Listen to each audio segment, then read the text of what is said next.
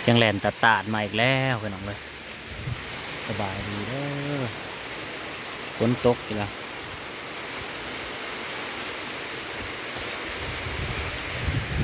มันว่าน้อยข่อยก็นอนพี่น้องเอ้ยนี่มาท่านตื่นอยู่ฝนกระตกบ้านะฝนก็มาฝนกระตกโอ้ตอนไปส่งน้องน้ำตกอยู่บ้านน้ำมงตกอยู่บ้านน้องแตะตกแห้งตื่นแล้วท่านว่าน้อยกับขังฝนหายอยู่ฝนสาดตอนนี้ตื่นแล้วฝนตกแดดพี่น้องเอ้ยแดดกระแดดฝนกระตกบ้านน้องน้ำจะขอดไซอ่ะ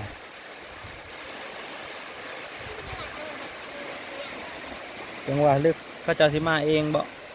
จังใด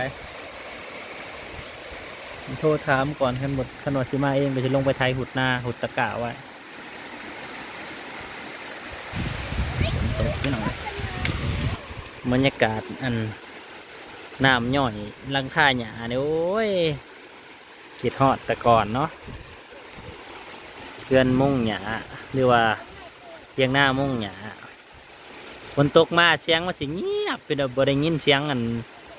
สังกะสีคือคู่มือนี่แหละเสียงเงียบได้ยินแต่ตกใส่หยาค่อยๆหนึ่งมา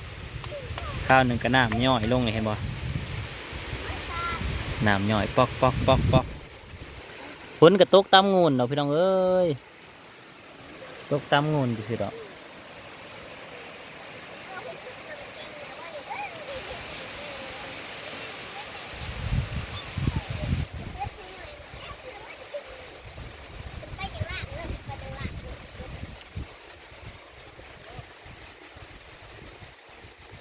บ่ยากเลยฝนก็ว่าที่ตกกระแลนตาตามาโดยพี่น้อง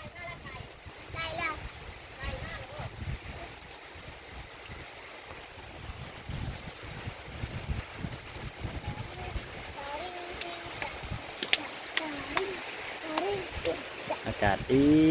ฝนตกแล้วอากาศดีพี่น้อง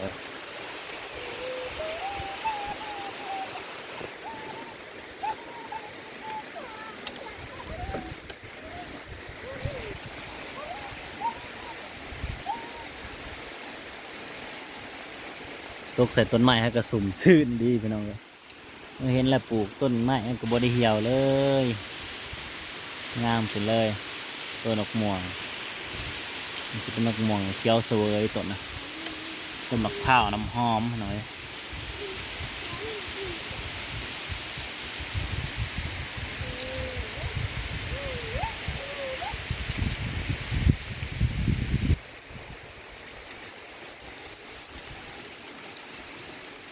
ปัญญาอ่อยใส่ดิ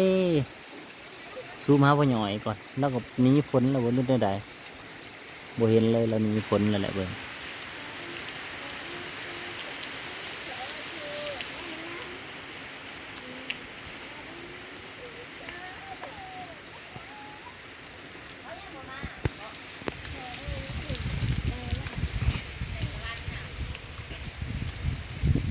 น้ำย่อย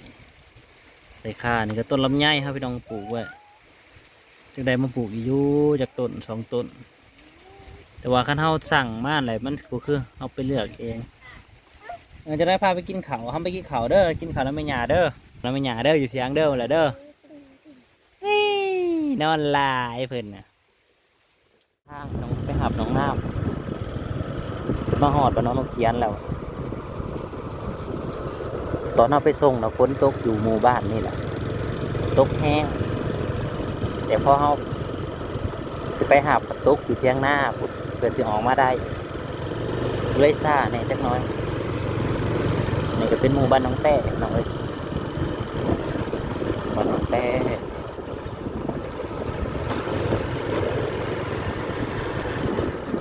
บรรยากาศหมู่บ้านนี่แหละ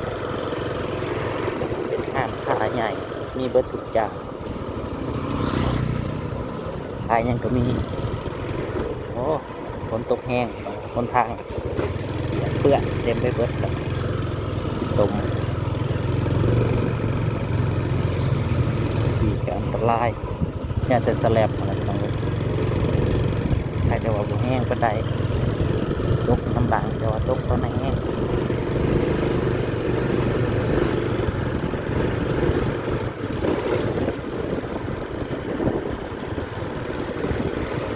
ถึงบ้าน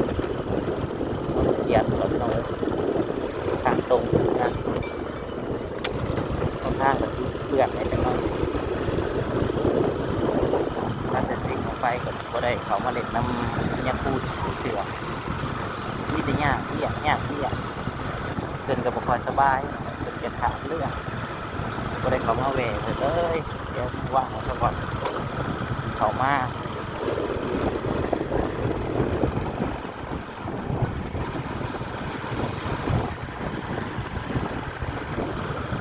อยู่นี่กระตกคือกันในขณะพากระเซา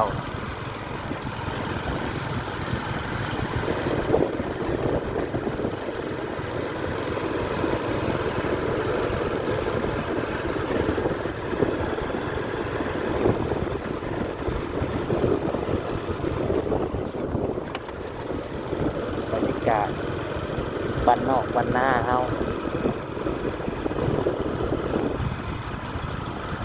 กาเขาเจ้ากำลังเขียวไปเลยกากำลังเขียว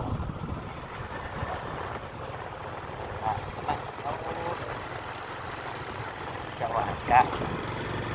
เดี๋ยวพ่อก็น้องน้ำหมดแล้วบ้านน้องเต็มเลยน้ำเต็มที่เลยเป็นแห้ง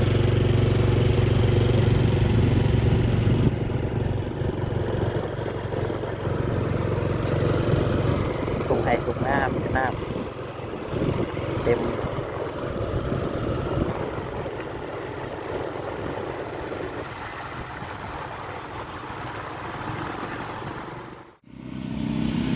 มาฮอดเลยพี่น้องเอ้ย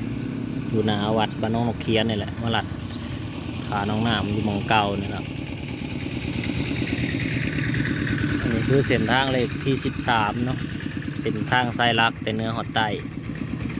ทางนั้นจะมันลงปากเซ่ผู้ใดลงปากซองปากเซ่ผู้ใดทางนี้จะขึ้นสวรรณเขตผู้ใดขึ้นเซโนขึ้นเวียงจันทร์แม่นเส้นนี่ขึ้นไปเทิงประหารลัก35จะมีทางแยกขึ้นเซโนเนาะขึ้นผู้ใดเวียงจันทร์ท้องฟ้าเนี่ยเพิ่นก็มาแต่ไทยไห่ไทยหน้าเนาะไปกับเห็นไห่เห็นหน้าคือกันอะไรพี่น้องแถวนี่มันจะจากคนรวยคนมีเงินเขาเจ้าบ่ได้เฮ็ดมีแต่ซื้อกินอันนี้ก็มาแต่ไทยไห่ไทยหน้าบรรยากาศ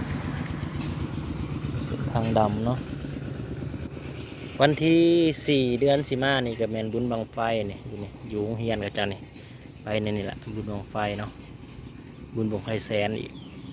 อาจจะเป็นงานสุดท้ายหรือว่างานปิดฤดูก็เป็นไปได้แมนบอนอมาแล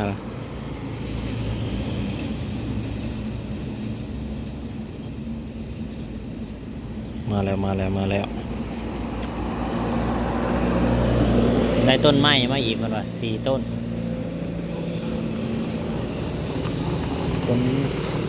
ฝนบ่ตกทางนี้ฝนบ่มีเลยฝนบ่ตก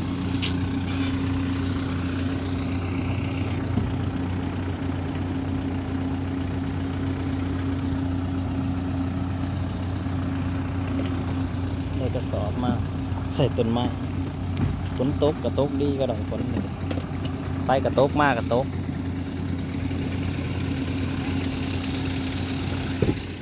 ไม้4 ต้น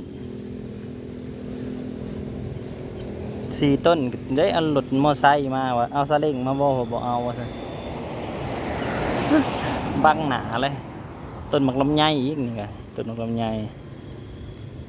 แพงได้ต้นไม้อีกว่าได้ถืออันนี้บางย่อมหวานปลูกหน้าบ้านธิดา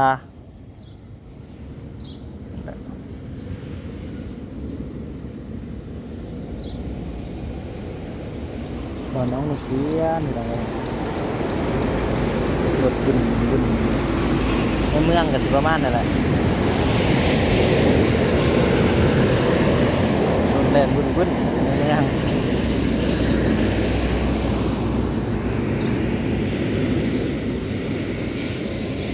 เมื่อก่อนพี่น้องได้บอลน้องน้ำยังไปซื้อกันนะ ซื้อหน้านี่บอกเขาจะต่อเนี่ยมึงนะต้นมักอันนี้สิเป็นต้นมักซิดาธรรมดาแต่ว่าเขาจะมาต่อกิ่งนี่เบิ่งหรือจังไดน้องเลยเดี๋ยวต้นมักกระทันเดี๋ยวต้นมักลำไยกระทันก็จะเป็นหมากแน่รุดเลยมากันหน่อยนะมาหน่อยรุดต้นมักยมต้นนั้นซิดา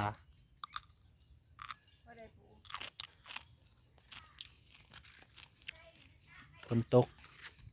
หากระเซาเบิ่งอายดินกำลังขึ้นหอนบุดๆเลยอายอันดินนี่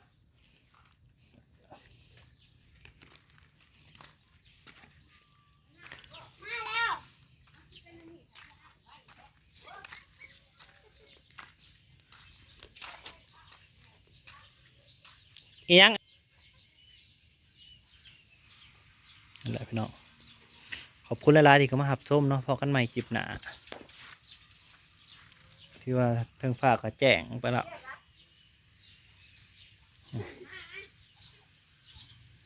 งูนนะป้าตัว